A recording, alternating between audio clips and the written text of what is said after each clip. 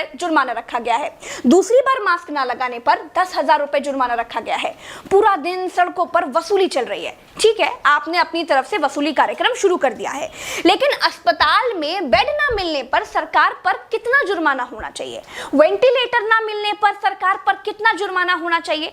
Corona test ना होने पर सरकार पर कितना जुर्माना होना चाहिए? शमशान में मुर्दा जलाने के लिए लकड़ियां ना होने पर सरकार पर कितना जुर्माना होना चाहिए? शमशानों में दिन दिन भर मुर्दा जलाने की वेटिंग के लिए सरकार पर कितना जुर्माना होना चाहिए? जितने मंत्री और ये मुख्यमंत्रियों ने बंगाल से कोरोना लाकर फैलाया है, उन पर कितना जुर्माना होना चाहिए? बंगाल में बिना मास्क महीने भर से घूम रहे नेताओं पर पर डे के हिसाब से कितना जुर्माना होना चाहिए?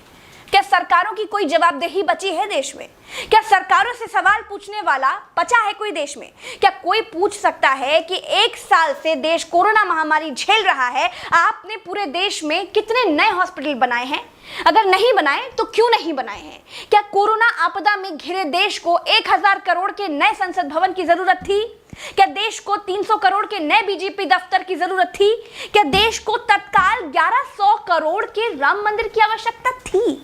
मंदिर के लिए चंदा मांगा जा सकता है तो हॉस्पिटल बनाने के लिए भी सरकार चंदा मांग सकती थी, लेकिन अस्पताल बनाने की नियत नहीं थी। मूर्ति बनाने की नियत थी तो बना दी। सरकारों ने अस्पताल नहीं बनवाए। क्या इस देश की पब्लिक सरकारों पर कोई जुर्माना लगाएगी?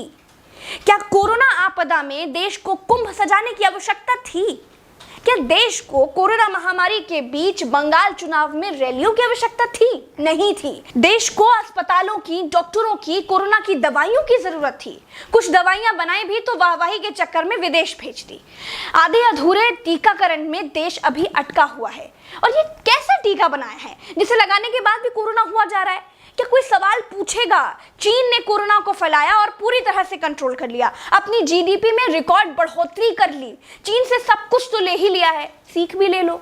देश में सब आत्ममुग्धता के शिकार हैं। सबको अपनी अपनी तारीफ चाहिए। कुछ ने तारीफ के लिए तो फौज पाल रखी है, और जिनका मन फौज से भी नहीं भरता है, उन्होंने तारीफ के लिए सूचना और जनसंपर्क विभाग बना दिए हैं।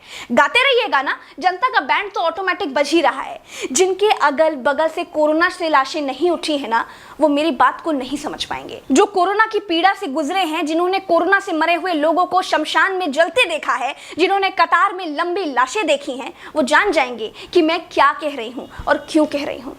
चलते हैं। राम राम, जय हिंद, दुआ सलाम।